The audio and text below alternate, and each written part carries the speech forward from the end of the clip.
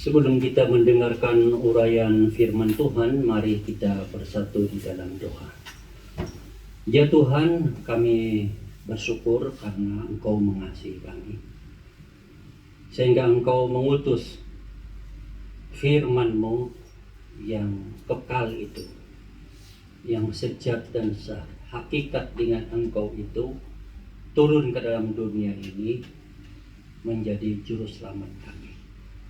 Terima kasih karena dalam banyak kesempatan Engkau telah menolong kami untuk dapat mengenal Yesus, juru selamat kami. Tolonglah supaya melalui uraian firman-Mu ini pun kami dapat lebih mengenal Yesus, juru selamat kami, yang menjamin kehidupan kami di dunia dan di akhirat. Di dalam nama Tuhan kami, Yesus Kristus, kami sudah berdoa. Amin. Jemaat yang dikasihi oleh Tuhan, kita akan melihat firman Tuhan dan banyak bagian yang sudah dibacakan oleh beberapa jemaat tadi di depan. Dan saya akan mengutip 2 ayat untuk kita semua di dalam kitab Lukas pasal yang kedua. Kita akan membaca ayat yang ke-11 hingga ayat yang ke-12. Kitab Lukas pasal 2 ayat 11 hingga ayat 12. Beginilah firman Tuhan. Hari ini telah lahir bagimu juru selamat, yaitu Kristus Tuhan di kota Daud. Dan inilah tandanya bagimu, kamu akan menjumpai seorang bayi dibungkus dengan lampin dan terbaring dalam palungan. Ada banyak hal yang kita bisa pelajari dari firman Tuhan ini. Hanya hari ini kita akan melihat beberapa hal. Kenapa ada hari Natal? Tentu ada banyak alasan. Bagi orang-orang tertentu, Natal itu tidak lebih dari sekadar satu liburan, sehingga mereka bisa merencanakan liburan keluarga kemana saja yang mereka suka. Ada juga yang melihat Natal itu adalah semacam satu budaya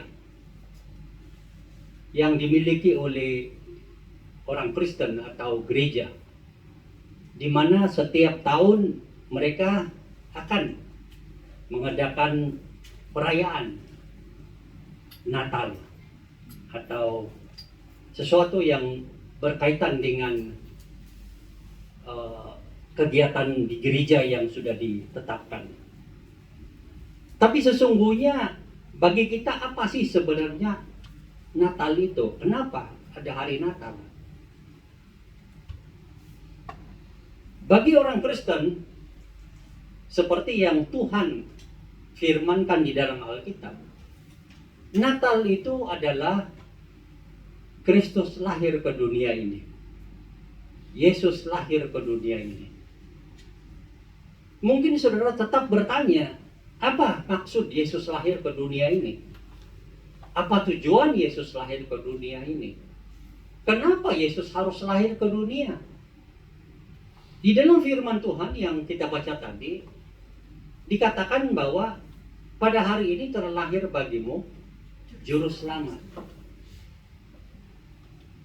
Yesus lahir ke dalam dunia ini sebagai juru selamat. Bayangkan di dalam pemikiran saudara, kalau saudara adalah orang yang tidak bisa berenang, dan dalam perjalanan menaiki perahu, dan saudara mengalami kecelakaan dan jatuh ke dalam air. Begitu jatuh di dalam air, ternyata saudara merasa hidup saudara itu sudah yang terakhir. Karena saudara tidak bisa berenang. Di saat-saat seperti itu, apa yang saudara perlukan? Bukan seorang guru yang mengatakan, oh berenang itu harus angkat tangan, kakinya harus digoyang ke kiri dan ke kanan. Anda tidak memerlukan itu. Atau seorang yang bisa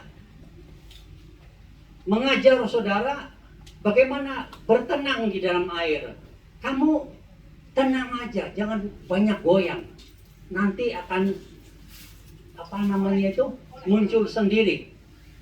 Pasti tidak akan tenggelam. Itu pun sudah tidak perlukan. Kenapa? Saudara sudah diambang maut. Yang saudara butuhkan pada waktu itu bukan guru, bukan pengajar, bukan pemberitahu bagaimana menyelamatkan dirimu, tetapi saudara memerlukan seorang juru selamat. Penyelamat yang langsung terjun dari perahu dan berusaha mengangkat saudara naik ke perahu atau ke tempat yang tenang. Supaya saudara bisa bernapas seperti sedia kala dan meneruskan kehidupan. Itulah maksud dia juru selamat. Dari ketidakmampuanmu menyelamatkan dirimu, maka juru selamat atau penyelamat itu harus datang dan mengangkat engkau. Itulah sebabnya kalau saudara pergi ke tempat tepi laut di mana kita bisa berenang dan sebagainya, di situ pasti ada penyelamat yang sudah disiapkan. Atau di kolam renang tertentu. Walaupun mungkin itu tidak terlalu dalam, hanya di sini saja dalamnya. Tetapi ada penyelamatnya. Kenapa? Mungkin saja ada orang yang memang tidak bisa karena hal tertentu, lalu sulit untuk menyelamatkan dirinya, maka penyelamat itu harus langsung terjun dan menyelamatkan. Yesus Kristus datang ke dalam dunia, dikatakan firman Tuhan sebagai juru selamat. Pertanyaan kita adalah, kita mau diselamatkan dari apa? Yesus sebagai juru selamat itu datang untuk menyelamatkan dari apa? Dari masalah apa? Saudara dan saya harus tahu bahwa masalah utama manusia itu adalah dosa.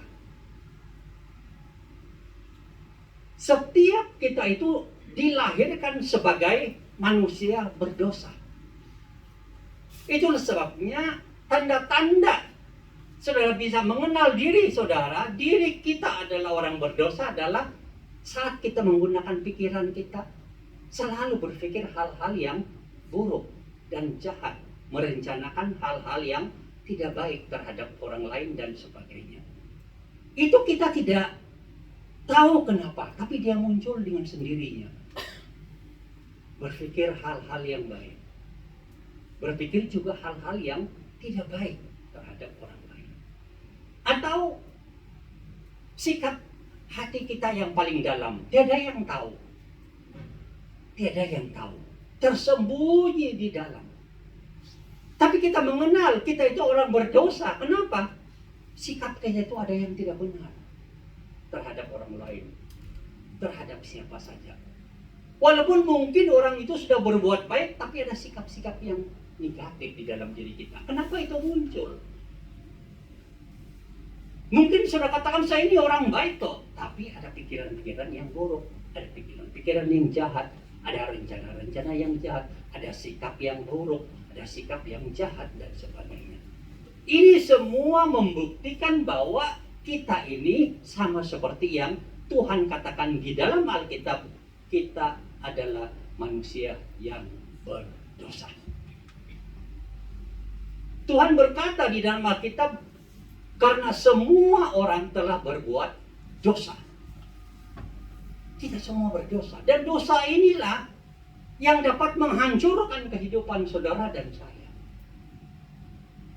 Masalah utama saudara dan saya itu bukan masalah uang, bukan masalah keluarga, bukan masalah pekerjaan, bukan masalah sakit penyakit.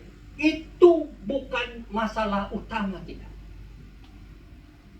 Masalah utama kita adalah dosa.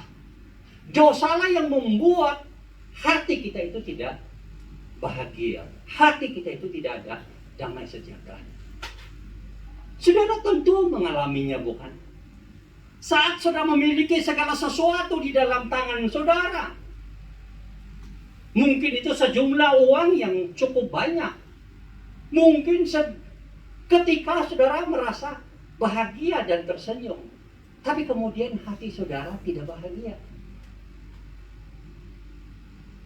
penuh dengan kehancuran di hati. Dan mungkin pikiran saudara hanya berpikir begini, baiklah saya mau mati saja, saya tidak mau hidup lagi di dunia ini.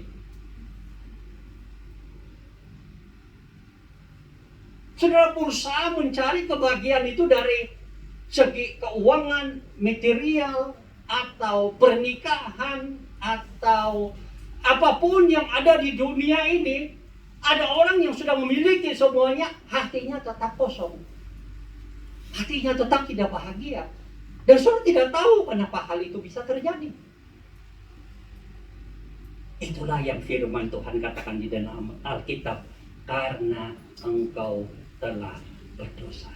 Jadi dosa itu begitu jahat, menghancurkan kehidupan kita. Walaupun kita memiliki segala sesuatu di dunia ini, tetapi selagi dosa itu tidak dibereskan di dalam kehidupan kita, kita tidak akan bahagia, kita tidak akan ada sukacita, kita tidak akan ada damai sejahtera sampai kapanpun. Hal-hal seperti itulah, seumpama kita itu jatuh di dalam air dan kita tidak bisa berenang. Kita lahir di dunia ini dan kita tidak bisa menikmati apa itu kebahagiaan, apa itu damai sejahtera, apa itu sukacita yang seharusnya kita alami di dunia ini. Percayalah. Percayalah.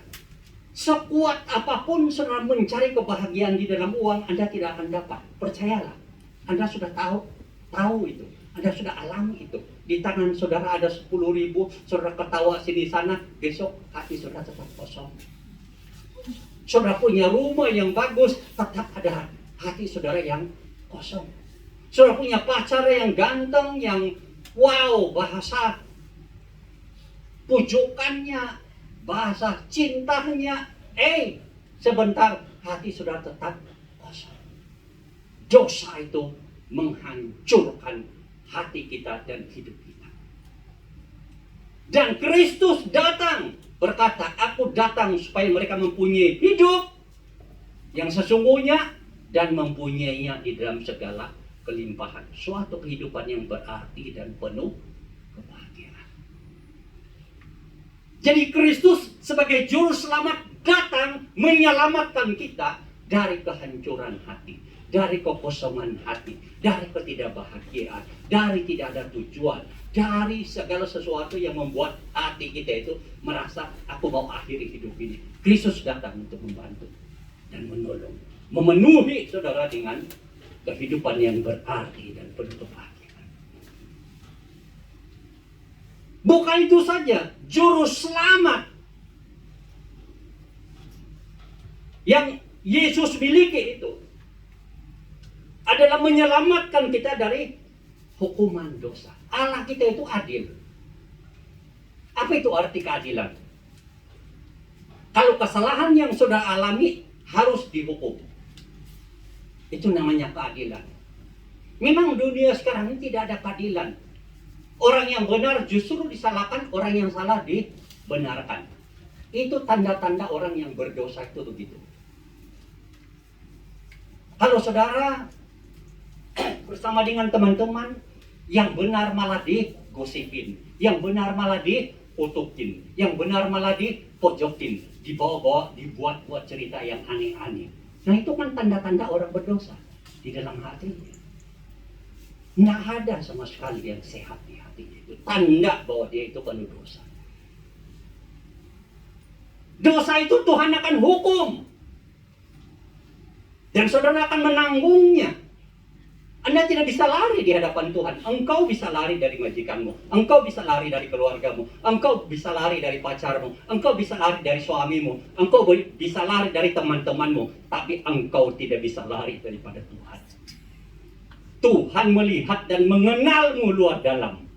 Dan tidak ada yang tersembunyi. Saatnya nanti neraka jahanam itu adalah bagianmu yang paling tepat. Dan di sanalah engkau akan menderita selama-lamanya. Dan tidak ada yang bisa menyelamatkan engkau. Itulah keadilan Allah. Manusia berdosa harus dihukum masuk neraka. Engkau berdosa harus dihukum masuk neraka. Tidak peduli bagaimana rupamu dan anggota keluargamu, sukumu, bangsamu, agamamu. Oh, Tuhan tidak mau tahu itu. Engkau berdosa, keadilan harus dilaksanakan, dan engkau akan dihukum dalam neraka selama-lamanya. Disinilah Kristus datang untuk menyelamatkan saudara dan saya dari hukuman neraka. Kalau nurani saudara masih hidup, saudara takut itu kata neraka. Tapi kalau nurani saudara sudah mati, saudara tidak akan takut itu neraka. Tapi saya memberikan tantangan atau kepada saudara. Saat saudara masak makanan majikan, bakar tanganmu. Ya, jangan lama-lama lah, paling 15 detik gitu. Nggak lama-lama. Kalau tahan sedikit, ya 30 detik. Taruh tanganmu di situ. Engkau akan merasakan betapa sakitnya tanganmu yang terbakar. Dan engkau akan merasa lebih sakit dan hancur lagi di dalam neraka selama-lamanya. Tetapi Kristus datang untuk mengampuni dosa. Makanya pada saat Natal, malaikat datang kepada Yusuf, tunangan Maria itu, dan berkata kepadanya, kamu jangan takut mengambil Maria menjadi istrimu. Karena awalnya dia pikir kok Maria itu sudah mengandung, namanya Yesus. Tapi malaikat Tuhan datang kepada Yusuf, jangan kamu takut. Karena anak yang dia kandung akan dilahirkan itu akan menghapus dosa umatnya. Jadi Kristus datang sebagai juru selamat apa? Menghapuskan dosa. Nah, itu luar biasa. Mana ada agama yang mengajar menghapus dosa? Beritahu saya, mana satu agama yang mengajar menghapus dosa? Tidak ada.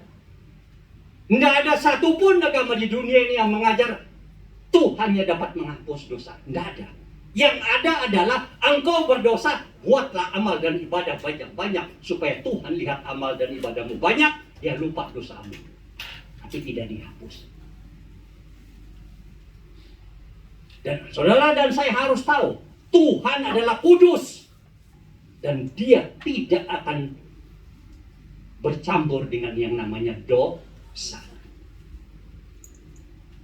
Mungkin engkau katakan, aku sudah banyak dosa, tapi aku juga berbuat baik banyak. Tuhan tidak lihat perbuatan baikmu yang banyak itu, amalmu yang banyak itu, ibadahmu yang banyak itu. Tuhan tidak lihat itu. Tuhan lihat dosa yang ada di dalam hatimu yang belum beres.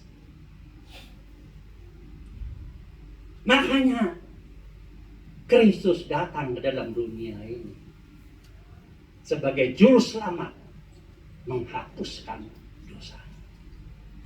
Artinya apa? Anda tidak bisa menghapus dosamu dengan kekuatanmu sendiri, dengan kepandaianmu, dengan kemampuanmu, dengan amal dan ibadahmu. Tidak bisa menghapus dosamu. Makanya Kristus, yang adalah firman Allah yang sejak dan sehakikat dengan Allah itu, turun ke dalam dunia menjadi manusia. menyelamatkan, untuk menghapus dosa. Itulah kabar Natal, saudara. Jadi kita tidak merayakan Natal, menyambut Natal karena ini liburan. Karena ada banyak perhiasan yang indah dan cantik. Bukan itu alasannya. Kita menyambut Natal, merayakan Natal karena Kristus datang ke dalam dunia menjadi juru selamat, menyelamatkan kita daripada kehidupan yang tidak bahagia di dunia ini, dan menyelamatkan kita dari hukuman neraka jahanam dengan menghapus dosa kita. Betapa indahnya, betapa bahagianya kalau seseorang itu mendapat kabar bahwa dia mendapat pengampunan atau penghapusan dari dosanya. Indah, bukan? Kalau saudara ada teman dekat, ini contoh saja, dan tidak tahu apa yang terjadi pada waktu tertentu, saudara berkasar sekali terhadapnya. Bahasa saudara, tindakan saudara membuat orang itu menjadi tersinggung dan marah dan sebagainya. Apa yang saudara lakukan sebagai teman? Tetap bersukacita karena menyakiti hati temanmu, menghancurkan hati temanmu? Tidak, bukan? Pasti saudara akan berusaha dari segala sudut untuk datang kepadanya. Apapun cara, aku sudah bersalah, minta maaf, ampunilah aku. Kalau temanmu itu mengatakan, sorry, sampai mati pun saya tidak akan maafkan kamu, apa rasanya? Anda tidak bisa tidur, karena hubungan baik saudara. Tapi bagaimana kalau temanmu itu katakan begini, aku sudah mengampuni engkau, dan aku sudah melupakan dosa kesalahanmu, aku sudah hapuskan, sudah tidak ada di benakku, di hatiku, engkau lah sahabatku baik. Rasanya bagaimana? Wow, seperti kita itu betul-betul berteriak dengan suara keras, sukacitanya minta ampun, luar biasa. Begitulah yang kita akan alami kalau kita percaya kepada Tuhan Yesus, dan Yesus menghapus dosa kita, dan kita bilang, Tuhan, terima kasih, Engkau telah menghapuskan dosaku, menghindari saya dari hukuman neraka jahanam itu. Dan saat saya mengembuskan napas terakhir, Engkau sudah menyediakan tangga aku bisa naik ke surga. Engkau bisa menyediakan tempatku di surga seperti yang Yesus janjikan. Aku naik ke surga menyediakan tempat bagimu. Setelah itu akan turun kembali dan mengangkat engkau ke surga. Wah, luar biasa kan? Makanya banyak orang yang saat mati, satu, banyak dosa. Dua, nanti masuk neraka. Kalau saudara tidak berpikir serius tentang Tuhan, tentang surga dan neraka, mulailah berpikir. Jangan lihat uang aja, jangan lihat pekerjaan aja, jangan lihat pacar aja, jangan lihat keluarga saja. Duduk tenang, tutup mata, pikir, Tuhan, kalau aku mati hari ini, saya masuk mana?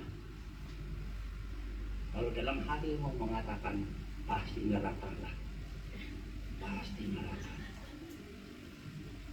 Hatiku, pikiranku, perbuatanku, pasti neraka lah. Kalau itu adalah kesadaran saudara, itu berarti saudara sudah mulai sesuatu yang baru di hadapan Tuhan, dan percaya kepada Tuhan di dalam Yesus. Jadi Yesus juru selamat, menyelamatkan saudara dari kehampaan hidup, ketidakbahagiaan hidup karena dosamu, dan yang kedua, melepaskan engkau dari hukuman neraka selama-lamanya dengan menghapus dosamu ketika engkau percaya kepada Dia. Juga dikatakan di situ, Dia adalah Kristus, Al-Masih, Kristus. Apa artinya? Di dalam Alkitab, Tuhan sudah berjanji ribuan tahun yang lalu akan datang seorang juru selamat, akan datang seorang juru selamat. Sudah dijanjikan. Details, dia lahir di mana, siapa ibunya, dan dia mau kemana, dan bagaimana kehidupannya, bagaimana penderitaannya, bagaimana kematiannya, bagaimana kenaikannya ke surga. Sudah Tuhan nubuatkan, nyatakan di dalam Alkitab ribuan tahun sebelum kedatangan Yesus. Mengatakan bahwa apa? Akan ada seorang juru selamat. Kristus, juru selamat. Al-Masih itu Yesus. Kristus itu Yesus yang dijanjikan. Sudah dijanjikan. Artinya apa? Tuhan sudah menyediakan jalan keselamatan di dalam Yesus. Bukan di dalam orang lain, di dalam Yesus. Kristuslah yang dijanjikan oleh Tuhan sebagai penyelamat. Makanya pada saat kita menyambut Natal ini, kita menyambut Yesus yang datang ke dalam dunia, yang dijanjikan oleh Allah menyelamatkan kita, manusia berdosa ini. Menjadi juru selamat bagi kita, manusia berdosa ini. Lalu kalau Kristus itu lahir ke dalam dunia sebagai manusia, apakah dia adalah Tuhan? Tapi dalam pembacaan kita tadi dikatakan bahwa pada hari ini telah lahir bagimu seorang juru selamat, yaitu Kristus Tuhan di kota Daud. Tuhan. Kalau kita lihat di dalam kitab Injil yang lain, pada mulanya adalah firman, firman itu bersama-sama dengan Allah, dan firman itu adalah Allah. Dan firman itu menciptakan segala sesuatu di dunia ini. Dan ayat berikutnya dikatakan firman itu menjelma menjadi manusia. Ingat ya, manusia tidak akan bisa jadi Allah sampai kapanpun. Engkau belajar baik-baik, tetap manusia berdosa. Engkau kumpul uang banyak-banyak, tetap manusia berdosa. Engkau berhias dengan hiasan yang paling mahal di dunia ini, tetap manusia berdosa. Secantik apapun wajahmu, sehebat apapun bentuk fisikmu, engkau tetap orang berdosa. Engkau tidak bisa menjadi Allah. Yesus itu manusia, lahir sebagai manusia, bukan kemudian orang Kristen angkat dia jadi Allah. Enggak. Lihat firman Tuhan bilang. Pada mulanya adalah firman. Firman itu bersama-sama dengan Allah. Dan firman itu adalah Allah. Dan firman itu menjadi manusia. Firman Allah bisa menjadi manusia. Bisa. Karena dia Allah. Manusia bisa menjadi Allah. Tidak bisa. Karena dia manusia. Tapi Allah bisa. Karena dia maha kuasa. Firman-Nya menjadi manusia. Tujuannya menyelamatkan kita kan? Jadi firman itu Tuhan. Yesus itu adalah Tuhan. Yang berkuasa menjadi juru selamat kehidupan kita. Tuhan. Jadi saat kita menyambut Natal, ingat kebenaran ini. Natal adalah satu perayaan yang kudus. Karena Allah yang kudus lahir pada hari Natal. Yaitu firman yang menjadi manusia. Untuk menjadi juru selamat kita. Untuk menebus dan membersihkan kita dari noda-noda dosa. Supaya layak bersama-sama dengan Allah di dalam kerajaan surga.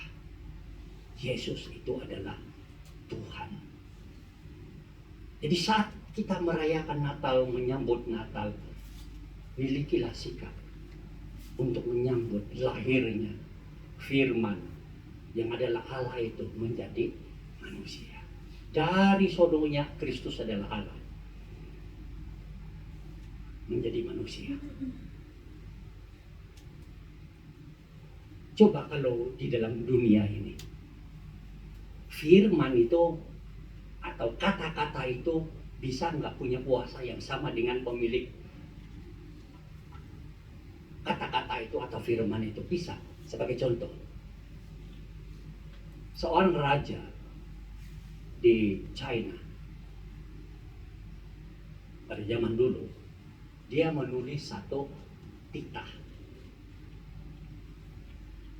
untuk rakyatnya, bahwa titah itu harus diikuti, ditaati. Lalu setelah ditulis, pembawa titah itu pergi ke seluruh kota dan desa. Dia berdiri saja begini, rakyat yang dikasihi semua pada tunduk, tidak berani melihat ke depan. Begitu dibuka titah itu dibacakan, pada hari ini raja bertitah bahwa semua pemuda umur sekian-sekian beritahu harus menjadi tentara. Semua rakyat akan mentaati.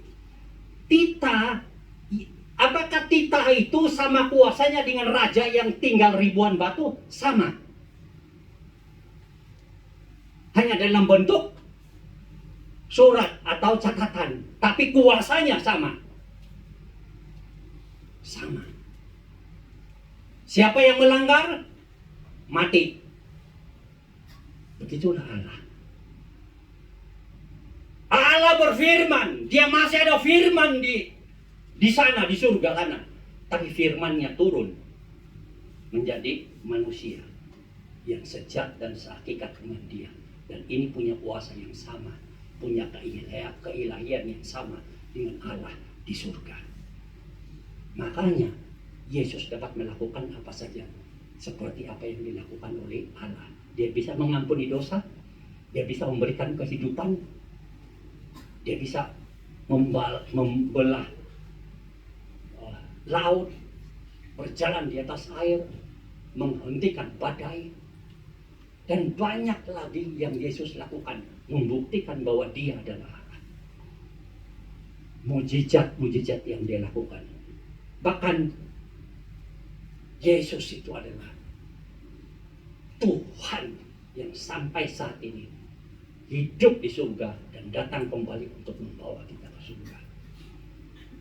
Jadi Natal itu seperti firman Tuhan yang kita baca tadi, pada hari ini telah lahir bagimu seorang juru selamat. Juru selamat menyelamatkan engkau dari kehidupanmu yang tidak bahagia, yang penuh keputusasaan dan kehancuran, dan Yesus memberikan makna.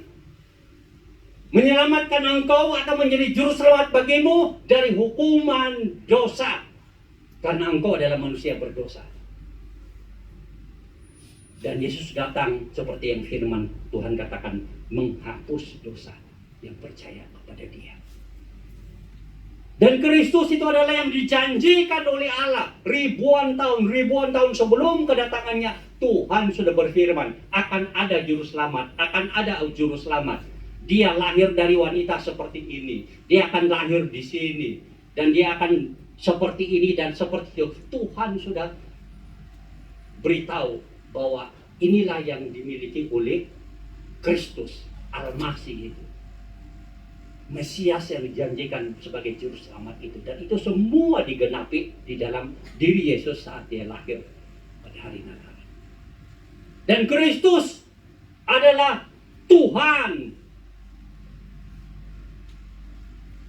yang sejak dan sehakikat dengan Allah, firman Allah yang kekal turun menjadi manusia. Kenapa? Untuk menyelamatkan kita. Begitu besar kasih Allah. Allah tidak pernah mengatakan engkau selamatkanlah dirimu sendiri, karena kita memang tidak bisa sampai kapanpun. Coba aja, coba saja selamatkan dirimu untuk bisa masuk surga sendiri dengan cara apa? Tidak akan bisa. sampai kapanpun. Apapun cara yang kau buat, tidak bisa. Maka Tuhan mengasihi kita dengan mengutus Yesus untuk menyelamatkan kita. Allah sendiri yang berkarya, Allah sendiri yang bertindak untuk menyelamatkan kita, orang berdosa ini. Melalui Yesus, saat kita percaya kepada Yesus, maka dosa kita dihapuskan. Di diri kita itu disucikan dan kita layak masuk ke dalam hadirat Tuhan di surga selama-lamanya. Karena itu, pada hari Natal ini, buatlah satu keputusan penting di dalam hatimu. Kalau saudara mati, apakah saudara yakin dosa saudara semua sudah diampuni, atau semua dosa saudara sudah diampuni oleh Tuhan? Apakah saudara yakin kalau mati saudara pasti masuk surga? Kalau saudara tidak yakin dosa saudara begitu banyak itu belum bisa diampuni, dan itu yang membuat saudara bisa atau layak masuk neraka. Saudara tidak yakin kalau mati pasti masuk surga. Buat keputusan yang bijak pada hari ini, percaya di Tuhan Yesus. Dia sudah datang, Dia adalah Allah, Dia sudah datang ke dalam dunia dan Dia mau menyelamatkan engkau. Itulah kasih. Tidak ada Allah di dunia ini selain Allah di dalam Yesus yang mengasihi kita dengan turun firman-Nya ke dunia ini, berkorban demi menyelamatkan kita. Hanya Tuhan di dalam Yesus yang melakukannya. Yang lain tidak ada. Tidak ada yang Dia buat.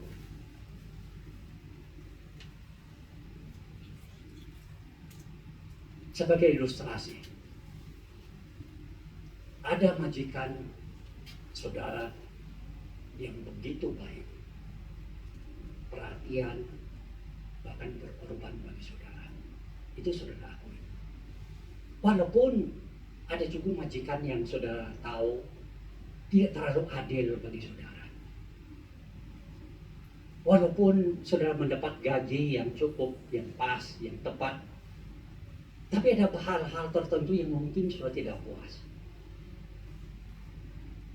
Tapi ada majikan yang berkorban demi saudara. Satu saat, entah apa masalah yang dihadapi, kesulitan yang dihadapi, sebagai anak yatim dan piatu, tidak berayah, tidak beribu, dia menangis dan tidak tahu mau ngomong apa. Dia bilang, semua uang saya, pensiun saya, bahkan tabungan saya kirimkan kepada satu orang ini yang saya anggap sebagai kepercayaan saya, yang nanti saya akan pulang ke Indonesia dan saya akan tinggal di rumahnya, dan dia yang memelihara hidupku. Dan dia begitu ada kelegaan di hati. Siapa yang tidak lega kalau saudara adalah anak tidak berayah dan tidak beribu dan tidak bersaudara, dan ada orang yang mau menjadi semacam kakak untuk menolong. Dia bahagia. Lalu orang yang mau menolong ini bilang dengan telepon, tolong kirimkan uang seberapapun yang kau miliki. Tolong, saya akan beli rumah, dan nanti kalau engkau sudah pulang, engkau akan tinggal di rumah ini bersama dengan saya. Walau engkau tidak punya ayah, tidak punya ibu, enggak apa-apa, aku akan menolongmu. Hati yang merasa sendirian di dunia ini pasti akan merasa, wow, ini dia yang aku cari. Semua pensiunnya diambil lebih awal, uang-uangnya diambil lebih awal, dikirimkan. Setelah dikirim, sudah mulai tidak ada telepon. Sudah mulai tidak bisa dihubungi.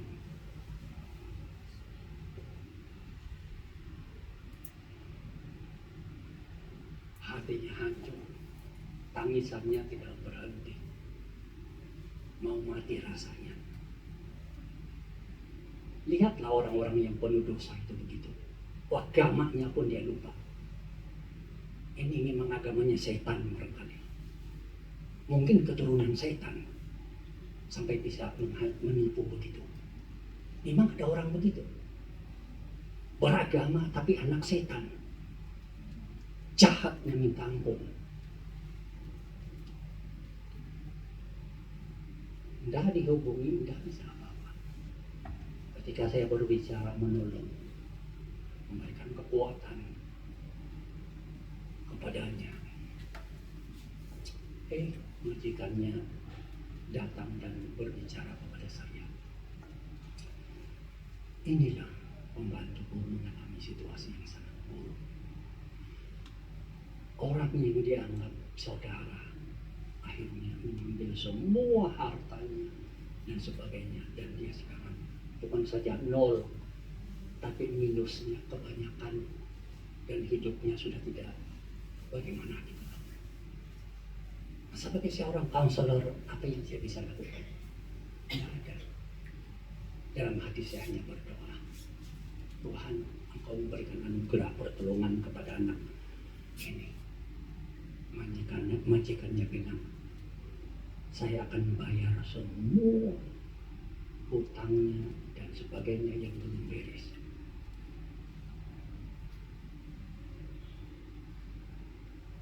Majikan yang mau berkorban untuk pekerjaannya luar biasa. Tapi ada juga majikan yang datang membawa pembantunya supaya saya bantu dalam counseling. Biasa sebagai counselor yang itu, saya beritahu apa yang patut dan sebagainya. Majikannya tidak hubungi saya lagi. Satu kali di SMS dia bilang, saya sudah terminit, saya punya pembantu, banyak utangnya. Memang ada majikan seperti itu. Tapi ada majikan yang mau berkorban. Tidak apa-apa, saya akan tangani. Ada masalah di dalam keuangan. Begitulah Tuhan kita. Begitulah Tuhan kita.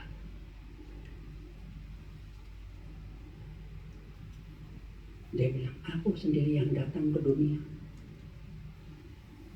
di hari Natal ini dan menolong engkau.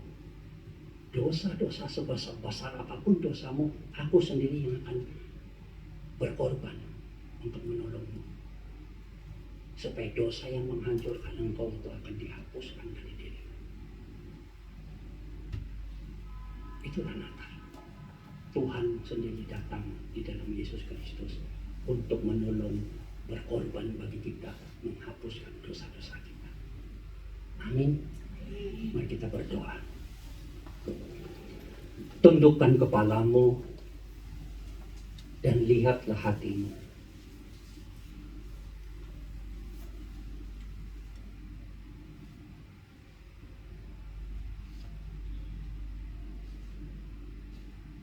Buatlah keputusan penting pada hari ini.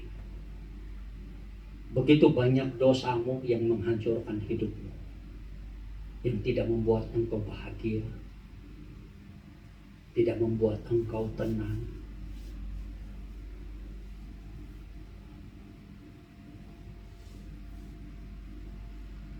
Yesus sudah hadir di Natal ini untuk memberikan engkau makna kehidupan. Percayalah kepadanya. Dosalah yang membuat engkau tidak bahagia. Engkau mungkin berpikir aku bahagia kalau punya uang. Enggak. Sebanyak manapun uang engkau tetap tidak bahagia. Karena dosa belum beres di hatimu. Dosa itu yang membuat engkau tidak bahagia. Kristus juga memberitahu engkau bahwa dosa itu Tuhan akan hukum. Sebagai orang berdosa, engkau akan masuk dalam neraka jahanam selama-lamanya. Engkau tidak bisa menghindar.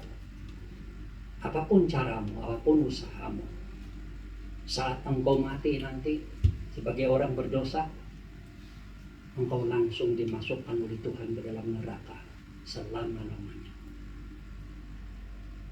Tapi Tuhan mengasihi. Dia mengutus Yesus Kristus dari surga datang ke dalam dunia menjadi manusia untuk menghapus dosamu. Tuhan berkata, Yesus yang lahir itu akan menghapus dosa manusia.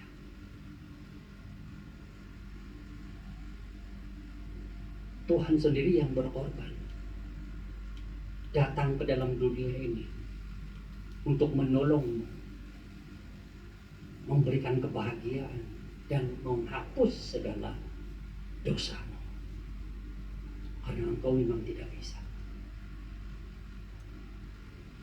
Kalau hari ini engkau mendengar suara Tuhan dan panggilan Tuhan untuk percaya kepada Yesus, beranikan dirimu. Beranikan dirimu dan terimalah dan percayalah kepada Yesus.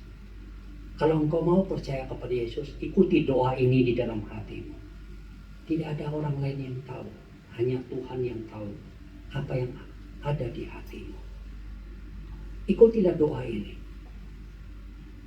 Doa untuk percaya kepada Yesus yang memberikan kebahagiaan kepada hidupmu dan menghapus segala dosamu dan melayakkan engkau masuk ke dalam kerajaan surga. Ia datang berkorban demi menyelamatkan engkau. Doanya adalah sebagai berikut. Ikutilah di dalam hatimu. Tuhan Yesus, saya membuka pintu hati saya dan menerima engkau menjadi juru selamat dan Tuhan saya. Terima kasih karena engkau datang ke dalam dunia ini untuk memberikan aku kebahagiaan dan memberikan kepadaku keselamatan dengan menghapus semua dosa. Aku serahkan hidupku kepada Tuhan. Bimbinglah aku ke jalan yang benar. Di dalam nama Tuhan Yesus, saya berdoa. Amin. Saat saudara mengikuti doa tadi, ada 5 hal yang Tuhan sudah lakukan di dalam dirimu. Yang pertama, Kristus yang adalah Tuhan itu telah hadir di dalam hatimu. Yang kedua, engkau menjadi anak kesayangan Tuhan, yang Tuhan akan pelihara dan bimbing sampai menuju ke surga. Yang ketiga, semua dosa yang engkau sudah lakukan, Tuhan sudah ampuni, Tuhan sudah hapuskan. Yang keempat, Tuhan memberikan engkau hidup yang baru. Suatu hidup yang baru, yang mulai mau mengenal Tuhan di dalam Yesus, yang mau mulai mengikuti ajaran-ajaran firman Tuhan dan mulai menikmati kehidupan yang bahagia, yang sejati. Dan yang kelima, saat saudara menghembuskan napas yang terakhir. Entah kapan saudara akan meninggalkan dunia ini. Bisa waktu usiamu masih muda, bisa besok, bisa lusa, bisa minggu depan. Kita tidak tahu kapan akhir hidup ini. Tapi Tuhan katakan, aku telah menyediakan tempat bagimu di surga. Aku sudah menyediakan tempatmu di surga. Bagi Tuhan, hanya satu yang Dia mau lihat di dalam diri kita. Apakah engkau percaya kepada Yesus atau tidak? Kalau percaya, 5 hal itu sudah Tuhan berikan kepadamu. Tuhan memberkati kita semua.